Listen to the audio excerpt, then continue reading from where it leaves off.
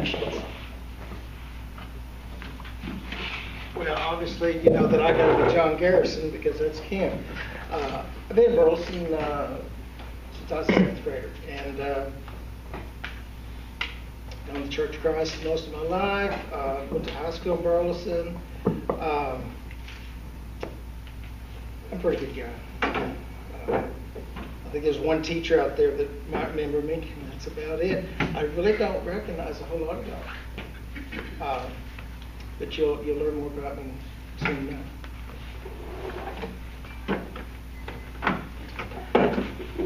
Good evening. I want to thank you all for coming. I know there's a lot going on in the community tonight, so I appreciate that you're taking the time to learn more about the candidates running for both the mayor's office and for the school board as well. I posted on Facebook today that if you don't know what the most important level of government is in terms of how it impacts your day-to-day life, well, that would be local government. Because in local government, we make the decisions, I believe, that impact your life most on a day-to-day basis. We make sure that your trash gets picked up, make sure you have good streets to drive on, hopefully good sidewalks to walk on, safe and beautiful parks to play in. If we're doing our good job at the city, then we're working closely with the school district to make sure that we are all functioning in the most efficient manner and the way that is most responsive to our citizens. And we do those things that I think impact your quality of life day to day, not the least of which is to ensure that this is a safe place to live by making sure that we have a good police force and firefighting force. So your attention here tonight is a good investment because more than any other election, the election that we will have in early May will affect the quality of life in the city of Burleson. So I appreciate you being here. I want to thank Sherri Sechrist for serving as the moderator today. That's a hard job, and she did it on very short notice, so thank you. And thank you to First National Bank who waived their fee to let us use this room tonight. And then quickly want to note there will be one more opportunity to engage in this exercise. That will be 1 week from tonight at Hill College. Finally, thanks to John and to all the candidates for the school board for having an interest in participating in our local government, and look forward to answering your questions tonight. Thank you.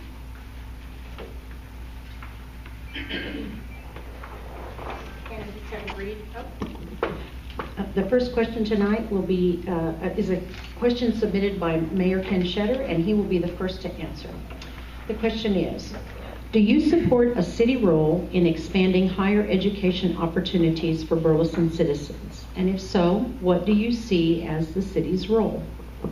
Sure, as I understand, we're going to remain standing rather than get up and down for the remainder of questions. Okay. I absolutely support a role for the city in expanding higher education opportunity for the citizens of Burleson, and really for 3 reasons. One is that it's important from an economic development standpoint. As we try to attract jobs to the city of Burleson, which is one of the most important things we do, every large employer we talk to, the first question they ask is about the availability of a qualified workforce and their ability to work with us as a community to train their workforce in continuing education, not just at the beginning, but as their jobs change over the years. So it's critical to our effort to grow our local economy and to bring more jobs to Burleson, so more of our citizens have the opportunity to live and work and play and learn within the city. The other thing is this. I look at higher education tuition kind of like healthcare. Over the last generation, costs have risen at a rate that far surpasses inflation. And for most families, education can seem like it's unattainable. Well, if we, working through our Old Town TIF, through resources that are available that can only be used to improve Old Town, if we dedicate those resources and we work with private developers to develop public-private partnerships, then I believe we can expand our current higher education facilities in a way that would accommodate 2,000 or 3,000 students rather than just the 500 students that we can accommodate today, which means not only will we have more students, but we would be able to attract a greater breadth and depth of programming and have many more 4-year degrees available, as well as the workforce training and associate's degrees that are available today. It's something we can do, and we in the city of Burleson by expanding the number of students that can come to that campus, by continuing to grow the Burleson Opportunity Fund, then we can make higher education attainable for every family in Burleson. Mr. Garrison, I'll restate the question. Do you support a city role in expanding higher education opportunities for Burleson citizens? If so, what do you see as the city's role? Oh, I absolutely do. There's no question. Back 25 years ago, come October, me and my wife got married. And at the time, 2 years before, when my wife graduated from TCU, my brother-in-law told me that within about 10 years, she'll make more money than you can ever think about. Well, it kind of pissed me off, excuse my French, but it kind of made me mad. And I said, no, I can do it. So for about 10 to 15 years, I made more than she did. But she went and I worked hard, 2 jobs, before she could go back to be a teacher. When she started teaching, she jumped past me. And ever since then, she is the reason why we have our house still. And education jumps you. Everybody knows the numbers. Well, I'm a prime example of those numbers. My wife makes a lot more money than I do, and I'm not ashamed to say it. In fact, I'm glad she does, because if she didn't, we would not have our home. And men that are ashamed of that, that the wife makes more, and that happens a lot now. I know. And I think it's great. Is my time up? I just think it makes sense. I wish that I would have been pushed, but there was some various reasons why. When I came out of high school, I did not really know what I was wanting to do. My sister had a lot of problems, and I stayed home to take care of her, and my mind wasn't on education. But when I go home, when I lay down and pray at night, I ask God to give me a wife, bring me somebody that would be what would help me make my family good, a Christian family, to raise my kids. And God, He answered my prayers. Thank you. Mr. Garrison, if you'll stay at the podium, the second question is directed to you to respond first. Do you have a plan? Many of our parks are new, but many of our parks are older. Do you have a plan in place for improving some of our existing parks in the city of Burleson? It's kind of hard for me to say what I would do, because I don't know exactly where all the money goes, who's in charge of what, but I definitely believe in the kids. I've got an 18-year-old boy that's just finishing at Centennial. I've got a 12-year-old girl, she'll be 12 in June. I think the kids they're going to be our bosses of tomorrow. I mean, I'm old enough already that I've had bosses that were 20 years younger than me. I think they need to be taken care of. I think that we need to have the nicer parks we have. I mean, you go down by Warren Park now, and there are kids all over it. Why? Because it's a well-maintained park. I think we should have more. I think that's, you take care of your kids, and you keep them off the streets. And I know we're not Fort Worth or nothing like that, but I still say the kids that have somewhere to go are going to be in less trouble. That's basically all I've got to say. Mayor, let me restate the question. We have many beautiful new parks. However, many of our parks are older. Do you have a plan for improving our existing parks? We do have parks that are older. I would point out we don't have any dilapidated parks in my mind. I think I'm very proud of the work that our Parks Department has done, our Parks and Recreation Department under Peter Krause. They've done an outstanding job of maintaining our parks. In fact, I think Peter and his team suffered for really about a generation with inadequate facilities, and they had to make up with it in their programming. But I'm proud to say that we've invested tens of millions of dollars in our parks over the last 10 years, and I think we finally have park inventory to be proud of. And nothing makes you feel better as a local elected official to be part of the building of a park, and when it's finished, to see kids and families, especially your own kids, playing in those parks. So I'm proud of that work that we've done, and I think what's important is that we do continue to devote the resources to maintain those parks. And the best way to do that, right now we're fortunate, we have a 4A and a 4B fund. Each is a half-cent sales tax fund. We have, as a matter of policy, devoted 4B to parks development, And then as our parks have developed, we've devoted a portion of 4B to parks maintenance. I think that's a good plan. I think we need to continue it. We need to be careful that we don't overutilize 4B for other purposes, so that we wake up one day and find that we don't have the resources to take care of our parks. And then I think as a matter of policy, we ought to have a goal that every kid in Burleson ought to live within walking distance of a park, and we ought to make our neighborhoods, our streets, and our sidewalks safe, so that every kid is actually safe to walk to that park, and every parent feels safe allowing their kid to walk to that park. You know, we have an epidemic of childhood obesity, and I can't think of anything better that we could do to begin to resolve that issue than to ensure that every kid lives within a walking distance of a park, and then that we program those parks in a way that we get our kids outside to play, so that they're spending a little bit less time in front of the television and the computer. Thank you. Mayor Ken, I directed this question to you for the first response. What suggestions do you have for keeping salaries of city employees current with today's standards of living? Well, it's simple. You have to make it a budget priority. And, you know, we spend months working on a budget every year. And so, and it's the city manager's job to develop the budget and present it to the city council. Now, the council doesn't hire and fire many employees. We don't have many employees working directly under us, but one we do have is the city manager.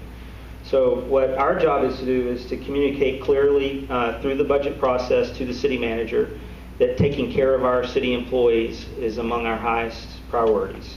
And I'm proud to say that over the years we have regularly asked the question and utilized resources to conduct surveys, to work with other cities, to ensure that we're competitive in the marketplace with other cities. I think we have not had a problem hiring and retaining the best and the brightest public servants anywhere.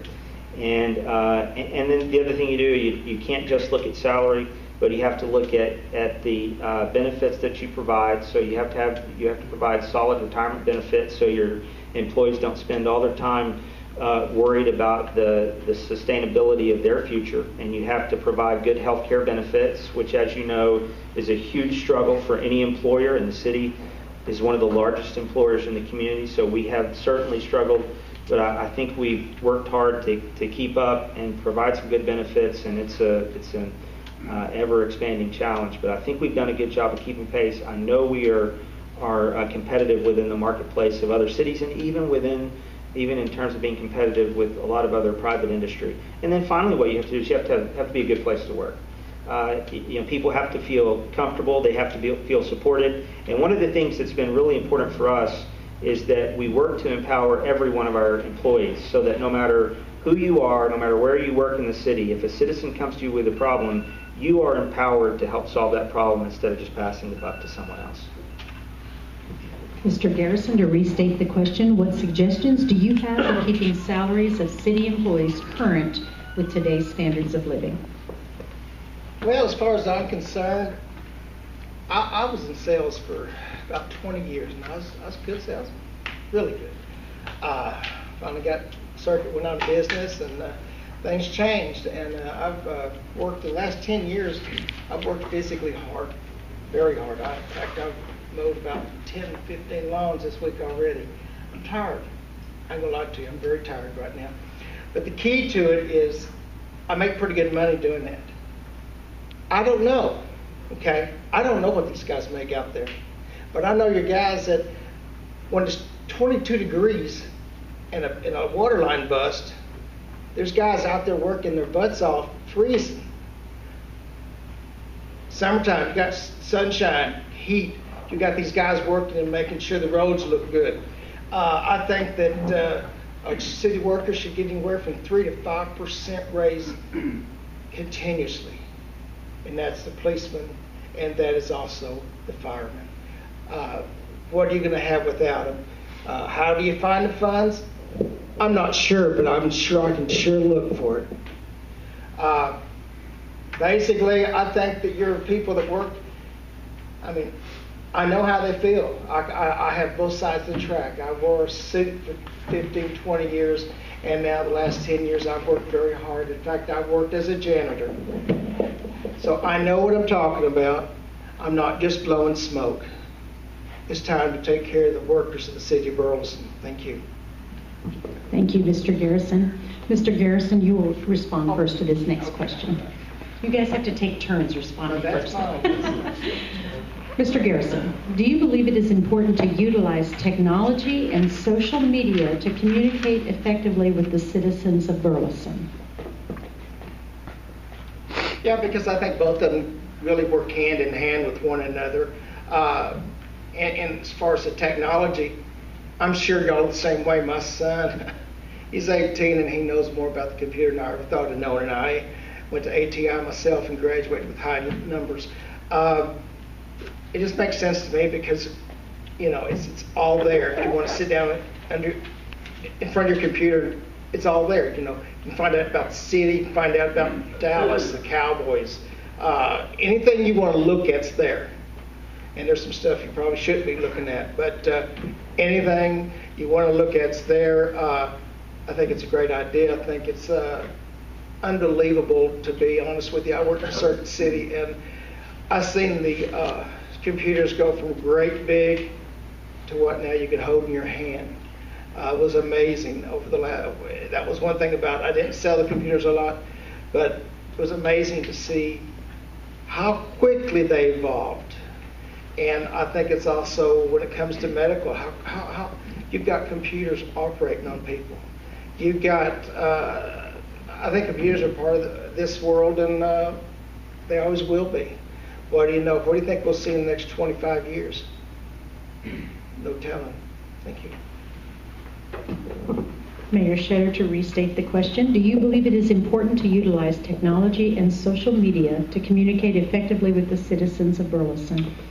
I do. I'm going to circle back to the question on compensation and note that the city of Burleson has consistently provided that 3 to 5% increase in salaries each year, and we have a separate program that in many ways is more generous for our public safety officers. It's a step pay program. And in fact, of course, we did have to sort of suspend our regular pay increases during the downturn in the economy that really began in 2008, but we were one of the first cities to reinstate our pay increases. We did it before many other cities in our area, and I'm proud that over the last couple of years we made a promise. We kept the promise that we made to public safety that we would reinstate the step pay increases that we had to suspend during the downturn in the economy. I think it's absolutely critical that you utilize social media and other technology to communicate with your citizens, both that you do it as a city, that the city is involved in utilizing every platform that is available to reach out to its citizens. We have to recognize that we get involved in the work that the city does, and we're all engaged in our city council meetings, and we're in the middle of the agendas. We have to remember that most citizens don't have the time to come to every city council meeting just to see what's going on. But nevertheless, we still have an obligation to communicate with them and make sure that they know what their city government is doing. And we are one of the most transparent city governments in the entire country. We've earned an A+ or an A rating every year from the Sunshine Review. We were one of the first 3 cities to earn a gold star from the comptroller's office. We literally put our cash register, our check register online so that any citizen can browse through it. And then individually, I think we have an obligation to engage in social media and other platforms to communicate directly with citizens, because that's where our citizens are. It's also where you'll get to know our younger citizens. And then nothing beats, obviously, the person-to-person communication. We still have to do that as well. Thank you. Sherri, if others have questions, do they pass them up? Yes, we are not taking audience questions at this time. If you have a question, and we're doing this for sake of time, Sure. so that the school board candidates don't have to be here at 11:30 tonight. Right. But if you have a question, if you'll write it on a card, and I'll get someone to pick them up, and we'll get to as many questions as we possibly can. So, oh, I see someone who's volunteering, so she'll stand up in a minute and pick up the cards. Thank you, Melissa. Okay, Mayor Ken, you would please address this question first. Do you propose any changes in the way the council conducts its business? I think we have to always look at the way we're conducting our business, and we have to look at our meetings as open as they can be. Are they as accessible to citizens as they possibly can be? Are our commission meetings, our committee meetings, are we adequately communicating what it is that we're doing, and do people have access? I think that's one of the most critical things. And then we have to continually be mindful that local government, like all levels of government, involves checks and balances. The city manager and his staff have certain responsibilities. The council has certain responsibilities, and we have to constantly ask each other tough questions and hold each other accountable, which means we always have to be willing to change a little bit the way that we're doing things. And finally, just to hit back on the last topic, I think we always have to be looking for new ways to communicate with our citizens. I think one area where we have fallen short, I actually think we've done pretty good on the social media front compared to other cities. One area where we have fallen short is I don't think we've made enough opportunities for our citizens to engage us in public and town hall forums. I'm proud of the work that the council and the city secretary's office are working together on to connect with council. We've had low attendance at that so far, so we can't give up. We have to keep doing those things, but we have to engage in other avenues as well, and get to the places out in the neighborhoods and the churches and the schools and in people's homes where our citizens are and where they're eager to engage us. Thank you. Mr. Garrison, would you propose any changes to the way the council conducts its business? To be real honest, guys, I really don't have an answer for this. I've not been in the city government. I really don't get exactly everything they do. So to just be honest with you and not make a fool of myself, I just don't have an answer. I think that's fair enough. Mr. Garrison, if you'd like to address the next question first. Do you think the city of Burleson needs any safeguards, and if so, what do you suggest to help people in need in our city that have no other resources? I think that's a very important topic. I don't know how many people there are out there that have needs, wants. I guess one of the big reasons why I'm interested in this is I have a sister that's never worked a day in her life. She, from the time I was about 13 years old to even now, it's just something that happens sometimes to girls and boys when they're growing up. They snap, something just goes wrong. And she's never been able to handle pressure. She does live in government apartments in Fort Worth. I just think that there has to be an outreach center for people like that, because a lot of people don't think of nothing about it, but if you've seen what I've seen, and the only one in the audience that I can think of is a teacher here. He might remember my sister, but she won the 6th and 7th grade spelling bee. She was smart, highly intelligent. My mom and dad figured she would be the one to do something. I always made A's, C's, B's, some D's, and F once in a while. I was just your average student that tried hard, just did not have the mind power that some of these kids have. But yeah, I think that when you have people like that in the city, they need to have somewhere that they can go. And I don't know what the answer is, but if they need to be fed a meal, given clothing, and I know that churches help out, but they can't do it all. And I guess if my sister didn't have the problems she's had, I wouldn't feel as strong. And that's shame on me. But it's shame on people that have and don't take care of those that don't have. Thank you. Thank you, Mr. Garrison. To restate, Mayor, do you think we need safeguards? And if so, what do you suggest to help those people in our city that are in need and have no other resources? Yeah, the plain fact is that cities the size of Burleson in Texas are simply not designed to offer a lot of social services. We're limited in the resources under the Constitution. We're limited in the revenue that we can raise. And so we are necessarily always going to be focused on those vital basic services like transportation and public works infrastructure and public safety and parks and libraries and things like that. That's just a simple fact, which means that we have to work with other institutions within our communities that are dedicated to being the safety net for those who have challenges. And I'll give you an example. In my day job, I run an organization called the Safe City Commission in Fort Worth. Our largest endeavor is called One Safe Place, and we work with victims of domestic violence and their children. They are among the most vulnerable population in the world. It's unbelievably rewarding work, but literally much of our day involves sort of life or death questions and issues.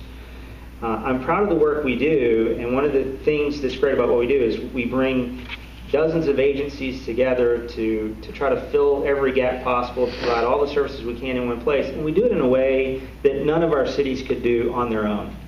And we work with the city of Burleson, among other cities, so that a Burleson citizen who is a victim of domestic violence can go 12 miles up the road to One Safe Place and receive comprehensive services that there's no way that the city of Burleson or the city of Fort Worth or any city could possibly provide. And so, and we do look, in our case, we look for funding from cities, a very small portion, and if lots of cities participate with us, then it all works really well. And so what we have to look at as a city is who can we partner with, and sometimes it's in the form of a very specific contractual relationship, but who can we work with to help identify and fill the gaps? There's an auxiliary question in this same vein. If you would please address this, Mayor Ken, first. How can we better partner with the nonprofits and the churches? How can the city of Burleson better partner with the nonprofits and the churches in our community to reach out to people who need help that they cannot find on their own? There's lots of different ways. First of all, we think of our police officers and our firefighters as a certain kind of resource. What we often fail to recognize is that they are one of our greatest prevention resources that we have. And so by incorporating fire safety and fire prevention programs and having our officers trained in those programs and willing to get out in the community and work with our young people, by focusing on community policing and not just strict enforcement, then we can do a lot to get our public safety folks out in the community, and they are often the first to recognize a problem.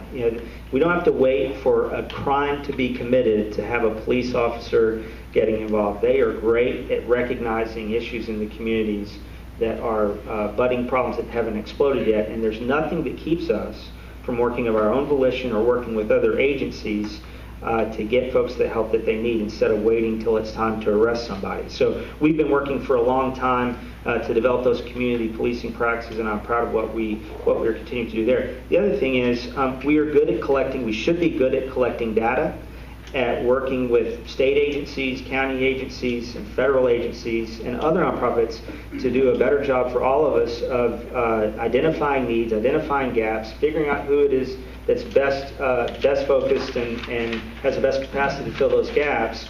And we should be great at creating collaboration, at being a platform for collaboration, and utilizing the professional resources that we have and the connections that we have, and the ability that we have to bring people together.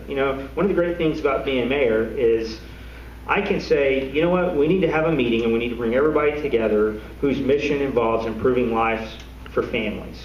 And we can get the word out and we can get people together. And then the other thing is just plain old communication. We have lots of resources there. Thank you, Mr. Garrison. I'll restate the question. In what way can the city of Burleson supplement and better connect people in our city in need to the good work that our churches and nonprofits are doing?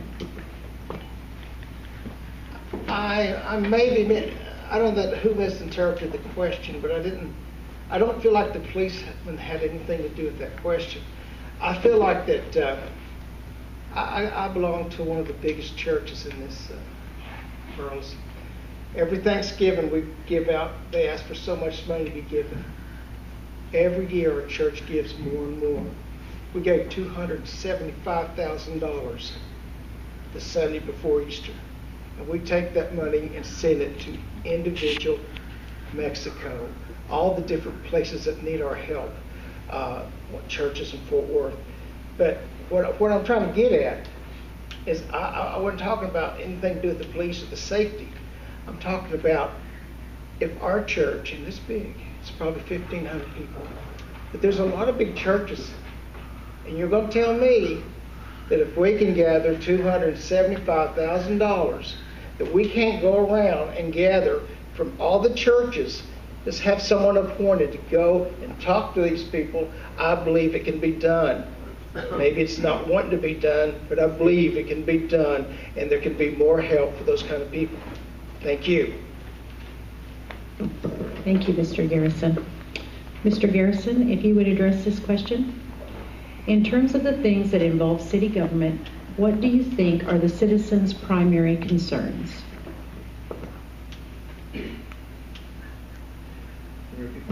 Surely, I'm so sorry. In terms of the things that involve city government, what do you think are citizens' primary concerns? I would say the primary concern would be safety. This would involve your police. This would involve your firemen. If your house goes up in flames, you're hoping somebody can get there and at least save something. Most of these guys are paramedics. If you're in there dying, they're going to pull you up. They're going to take care of you.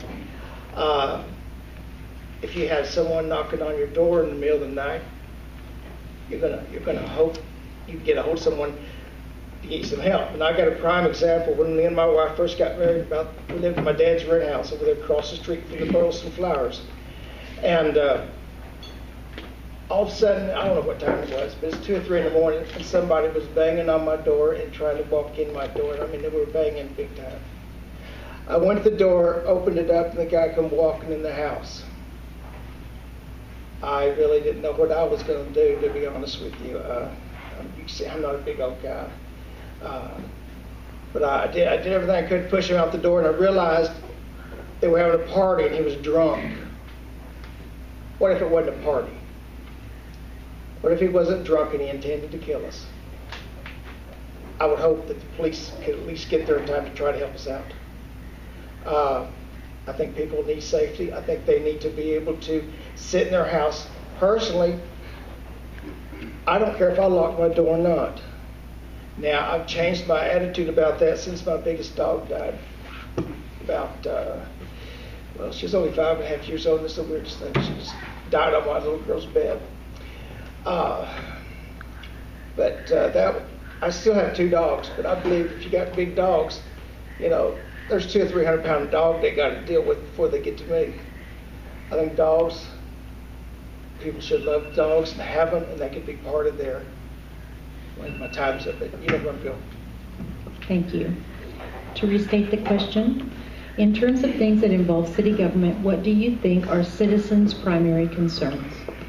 Before I get to that, I want to circle back to the previous question to make sure we don't sell our public servants short. I don't think there is a single nonprofit organization or church or civic organization within this community that we don't have members of our staff at the City of Burleson that are actively engaged with on a nearly day-to-day basis. It's one of the things I'm most proud of. Most of the people that work for the city live in the City of Burleson, and they are actively engaged as part of their jobs and as part of their private lives with the other agencies and organizations that serve this community. I think the thing that our citizens are most concerned about is the growth of the city and the things that come along with it. And specifically, and I know this to be the case because we did a survey not too long ago, and the number one issue by far in terms of our citizens in terms of dissatisfaction is with traffic and congestion. Interestingly, if you were to talk to people that are in Burleson often and live in other cities, they would sort of laugh at the notion that we're frustrated by congestion. But we do have congestion here. And And so I think it's one of the things we have to recognize that our citizens are frustrated by it. I think we do, and we're constantly working to find ways to improve our transportation system. But the other thing is, I think people are concerned about opportunity. They want us, and we know this from the survey as well, they want us to expand higher education opportunities within the city, and they want us to expand job opportunities. Interestingly, that job opportunity part, that relates back to that traffic thing, because that level of frustration, it does go up when you have to leave the city to commute to another place to work. And so it's a matter of quality of life. We have to give more people the opportunity to live in Burleson so that they can spend less time commuting to work and more time with their families. Thank you. That's going to be the last question. Start stepping back as I There's 2 more questions. Thank you. As a matter of fact, if you have a question that you've completed on a card, Melissa, would you walk around and pick it up, please? There are 2 questions left. The BRIC is a beautiful new facility for all of the community. However, the concern has been raised about the cost to be a member of the BRIC, whether it's monthly or daily. Is there any recommendations or ideas you might have to make the BRIC more economical for everyone? I think the idea when the BRIC was sold to the citizens in a bond election, the idea was never that it would be free to use on a regular basis. And so we have to recognize that there are some citizens that use the BRIC and some that don't. And so I don't think it's fair to expect that the majority of citizens in Burleson that don't regularly use the BRIC, it's not fair to expect them to subsidize fully through their tax dollars the operations of the BRIC for those that choose not to use it. So I think it's fair and appropriate that there is a user fee for those families, those individuals that use the BRIC on a regular basis. I think it is incumbent upon us in the City Council to ensure that the rate is always less than what it would be to join a commercial institution similar to the BRIC. And I think we have done that. We're mindful of that. We're continually monitoring the fees. And by the way, the other thing that the BRIC was never designed to do was to turn a profit. And we shouldn't be looking to turn a profit off of our citizens that use the BRIC.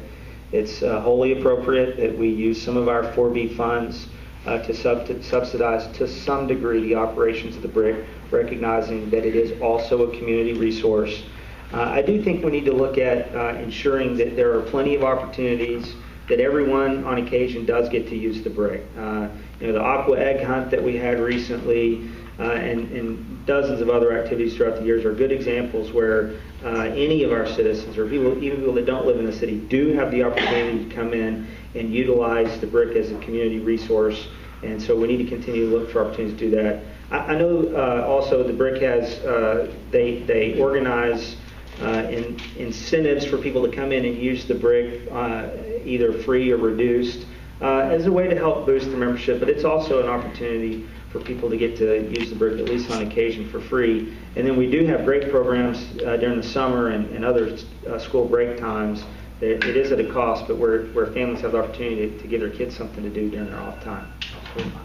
Thank you. Mr. Garrison, I'll restate the question. While the BRIC is a beautiful new facility, the concern has been raised that it is somewhat expensive, and what could be done to make sure the BRIC is more economical for all? Or do you have any ideas of what could happen? I think the BRIC's a great place. I was a member of for at least 2 to 3 years.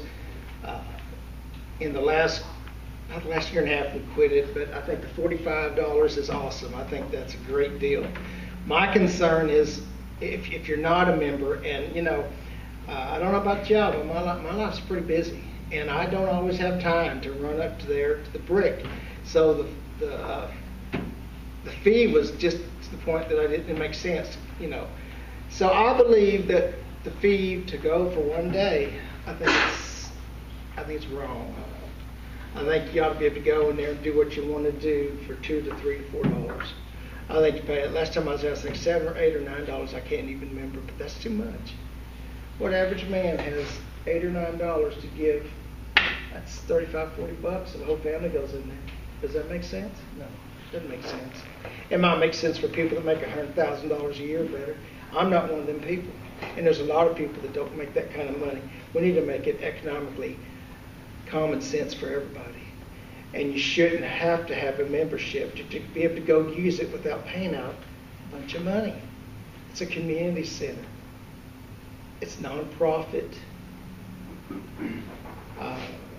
I feel like if the city wanted to ever make profit off of it, they could build some nice little stands and make money selling food. People will come buy that. If they want to make money, people will buy that food. Put it out there. It's kind of like build a ballpark. They will come, put the food out there, they'll come and get it. They're hungry. In fact, I think it'd be a perfect way for the city to make money and fair. Keeps a decent prices. People come eat. I mean, we eat how many times a day? You're going to eat. You got to eat somewhere. Besides that, I think it's a great park. I think it's an awesome facility. Thank you. Thank you, Mr. Garrison. Mr. Garrison, if you would address the last question first, and then I have 3 questions from the audience. What do you see the mayor's role is in promoting economic development in the city of Burleson? What do you see the mayor's role to be in promoting economic development in the city of Burleson? You know, that's honestly, I don't know. You know, some of my answers haven't been complete, but I've not done this yet, and I should not really, I don't know how y'all could qualify me to have to answer that question, because that's a question. I've never done it. How am I going to know? You know, if y'all want me to lie to you a little bit, I can do that. I can navigate it real well, but I can't tell you what I don't know. Thank you. Mayor Ken, what do you see as the mayor's role in promoting economic development in the city of Burleson? Let me swing back first to make it clear. The brick does not make a profit. It's not designed to. It never has. It doesn't even break even. As a matter of policy, we have decided it shouldn't break even, that we should subsidize it to some degree. We do it through our 4B sales tax. There are some over the years that have thought it should at least break even. I have been one that has fought and said, no, we should subsidize our rates just a little bit. I don't think we want to be careful about engaging in anything for profit that competes with private business. So that's one of the things that I think you can do for economic development, is you can ensure that the city is in the job of serving its citizens, and that we're doing everything we can to create an environment where businesses can flourish. So I think there's a couple of things. One is you have to be engaged in developing policy to determine what you want to do through economic development. For years and years and years, our economic development was focused almost solely on retail activity. I think we would all agree that today we're in pretty good shape from a retail standpoint. Sure, there are lots of stores that we would like to see come to town. So our retail focus needs to be on finding those businesses that our citizens want the most, so that when they come, they don't only diversify our tax base, but they sort of improve the quality of life by providing our citizens the consumer choices that they want. And then we have to focus on job growth. And as we focus on job growth, it's not just about the number of jobs, but it's quality jobs that are going to stay here, not get moved to Mexico or China, and jobs that will help support a family. And finally, what the mayor has to do is they have to be the biggest champion of the city. It means everywhere you go, everything you do, everybody you talk to, you need to be singing the praises of this city. And you need to work hand in hand with the Economic Development Department. You need to understand your role, that when it's time to go sell the city to a business and you're offering the same incentives that somebody else is, you need to have elected officials that can go in and help finish the job selling the city. And the way you do that, it's not with the lowest tax rate, although that helps. It's about being a great city for families. We do that, economic development will take care of itself. Thank you. There are 3 questions from citizens, and I guess we'll continue with our same format. This question is, what incentives do you believe the city should offer to bring in more activity-based businesses, such as a bowling alley, team club, or roller rink? We should offer the same incentives we do to attract other types of businesses. And we, the city of Burleson, and through Bradley Ford and our economic development team, and through the incentives that the council has approved, I think we are as aggressive as any city can responsibly be. If there is a business that fills a need, something that's not here, if there is a business that helps improve our tax base, and particularly where there is a demonstrated desire to have that business come to town, and I cannot think of one more than a bowling alley and family entertainment center, then we will go out and do everything we can. In some cases, we might even be willing to give away land. I don't want to say that too loudly because I don't want everybody to come asking, but we do. We have some resources that we recognize. If the city owns a piece of land and it's strategically located, and we know that maybe the market's not quite there otherwise. In other words, the dollars don't quite add up from the analysis that private industry is doing, then why wouldn't it make sense for us to throw in some land that the city owns? Because guess what? That land is going to go from being city-owned and producing no tax revenue to being improved, producing tax revenue, and in that case, producing sales tax revenue, and it provides a quality of life improvements for our citizens. So everything from being willing to contribute land that the city may own, in some cases, not a lot, but in some cases, to offering tax breaks for some period of time to help cover the costs of building or infrastructure, if that's what it takes. That can be in the form of a sales tax rebate or a property tax rebate. And the great thing about that is, many times we're not really spending anything, because what we're doing is we're taking resources and giving them back to the business. But that business wouldn't have come for a 5 to 10 year period but for our contribution. So we're giving back money that we would not have been getting otherwise and investing in the future, and at the same time providing our citizens real quality of life improvement. And you got to be willing to go to the ends of the earth to seek those people out. That's the other thing.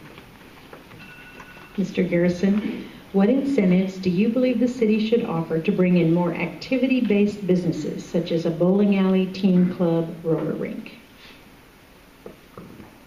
Well, to be real honest with you, I think the mayor has answered that much more clearly than I can. He's so thorough, smart. He's giving you answers that I can't even think of right now. I apologize, but he answered everything I'd even think of saying. So there's really no reason for me to try to tell you something that I don't even know could exist or happen. Thank you. I think it's a compliment to have a nod to your competition, Mr. Garrison. Mr. Garrison, this question is posed to you first. Do you see the city of Burleson with public transportation in the next 10 years? Or possibly connecting to other cities' public transportation systems? I'm sorry, let me reread that. I apologize. Do you see the city of Burleson with a public transportation system in the next 10 years, or possibly connecting to other cities' public transportation systems? The answer to that's no. I don't see that happening. I don't see it's not like Fort Worth, where my sister lived. You go to Fort Worth and there's a lot of people who use it. I don't think that, I don't want to step on toes, I don't want to say the wrong thing, but I don't think that we have the type of people that want to use transportation like that. I like to drive my car or my truck. I just don't see that happening. Yes, we do bus the kids to school, but I just, no, I don't think that's a good idea. I think that would lower the, I still think it'd be good for Burleson. That's all I know to say. I just don't see how it even makes sense. Thank you. Thank you. Do you see the city of Burleson with public transportation in the next 10 years, or possibly connecting to other cities' public transportation systems? Yes, yes, yes, yes, yes. And not because we want to, but because we have to. Let me give you the plain facts. Burleson is right smack dab in the middle of one of the fastest growing metropolitan regions in the entire United States of America. We have great schools, good quality of life, great parks. This is a place where people want to live.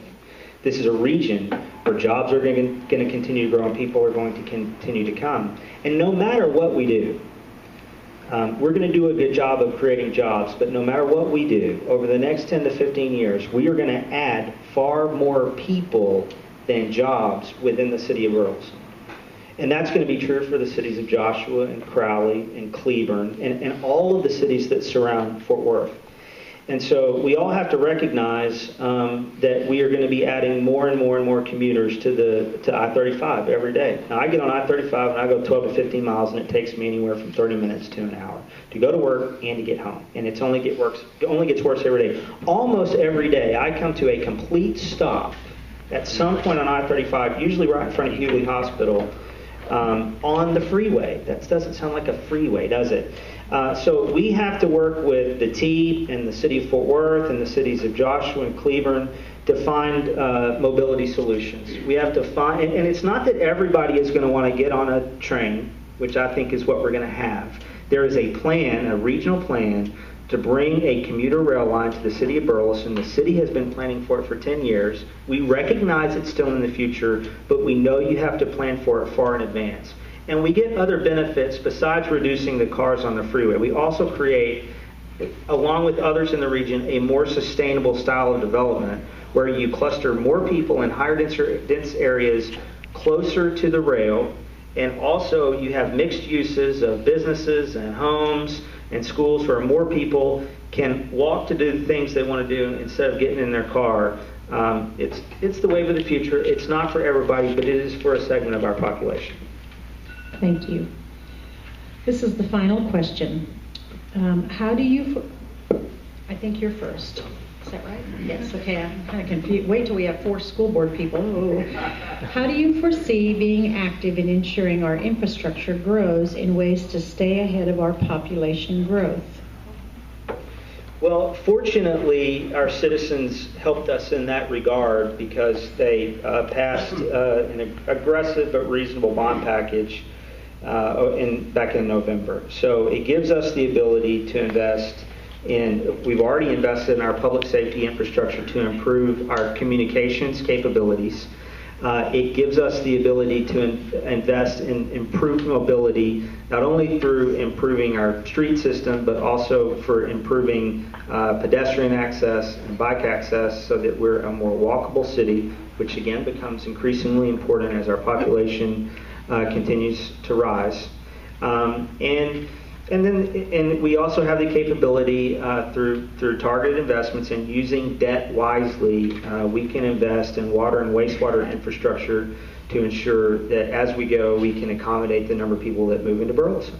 And the simple fact is, it's hard work, and you have to hire good people in your city management positions, and who make your decisions about and make the right projections about where your growth is going to occur, so that you extend those water and wastewater lines at just the right time, so that you don't get too far ahead of the growth, so that your current citizens are to too great a degree subsidizing future growth. It's largely a matter of timing. If you do it right, then the people that increase and improve your tax base are coming as you're paying for those improvements. But economic development is also important. We have to continue to bring a lot the commercial growth. We've had hundreds of millions of dollars in commercial growth in the last few months. We've had the best year we've ever had. That diversifies our tax base so we're not overly reliant on individual homeowners for our tax base. And then if we continue the retail growth, both organic and what we go out and hustle, then our sales tax growth will continue as well, which further helps diversify that tax base. Thank you. Mr. Garrison, how do you foresee being active in ensuring our infrastructure grows in a way that stays ahead of Burleson's population growth? Well, I want to go back to the other question. See, there's another. I had no idea. I don't have the knowledge he has. I didn't know what they was planning on doing. I think it's a bad idea. I just don't see it happening. I don't see it working. Now, hey, I'm 51, going on 52. But I think differently, maybe. But I don't see that happening. I don't want to get on a bus. I won't ever run a bus. Now, to go to this question of what they're talking about now, economic growth. You're just going to have to try to pull in all the companies you can, offer them tax breaks. It's kind of like you got to talk to them. You got to pull them in. You got to give them a reason. Give them a good deal on a house. Take care of them. We got a good school system. There's just a lot of things that you can do, and I can't tell you everything. Honest to God, I don't have that knowledge, and I'm basically just brainstorming after what I heard him say, and I'm trying to give you a decent answer. But besides that, I just really don't know. And, I've not done this before. I have got up and given sermons. I'm not afraid to talk to in front of anybody, but if you don't have the knowledge about something yet, I need the chance to gain the knowledge. Then I can give you a better answer. Thank you, Mr. Garrison. We will have a closing statement from each candidate, and Mayor Shetter will go first and speak for 1 minute, and then Mr. Garrison, you will have the final closing statement also for 1 minute. Thank you all. I'm gonna look at you as representatives of all the citizens of Burleson and say thank you for allowing me to serve as mayor for the last almost 10 years now. It's been one of the great honors of my life. Next to being a father and husband and son, it is the greatest honor of my life, and I can imagine no greater privilege than to serve as an elected official in the community where you grew up. It's been a great pleasure. I want you to know I don't want to be mayor again just because I think things are going great and we're just going to keep going just the way we have. If I didn't see ways for us to grow and move and progress and improve, then I would not run again. Or if I thought that I didn't have a vision to take us there, then I would not run again. I do think we're still in a critical time. We have a great window of opportunity to be a great city. And it's not about being a big city. You can be a city of any size and be a great city. It's about being a great place to live for families. It's about taking advantage of the growth so that we can utilize it to improve our quality of life instead of being swallowed up by it. Thank you, and I ask for your vote on May the 10th. Thank you. Mr. Garrison? I just wanted to say that I think Ken's a really good guy. When I first got into this, I told him, I said, look, I don't have a lot of money right now. Can we not put out advertisement? I will if you won't. You have the money, I don't. He's a good guy. And nothing against him. I never knew the man until I met him. But what I can say about myself is I'm not a quitter. And if I lose, I run again.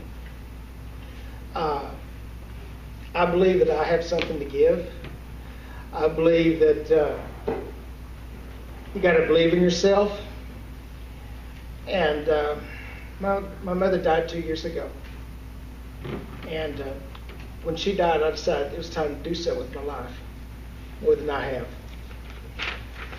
Probably one of the other biggest reasons I have done this is I wanted my wife and my kids to have something to be proud of me for. And I'll go just a little bit longer. I know time's up, but you know the Bible says, "Seek, and ye shall find; knock, and the door shall be open."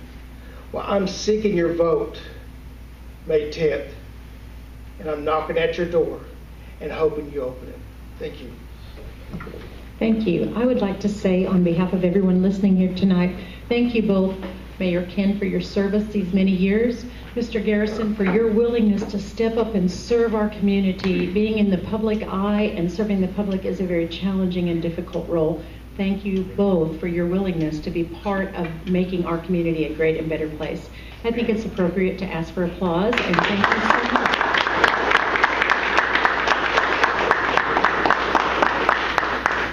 Okay, we're going to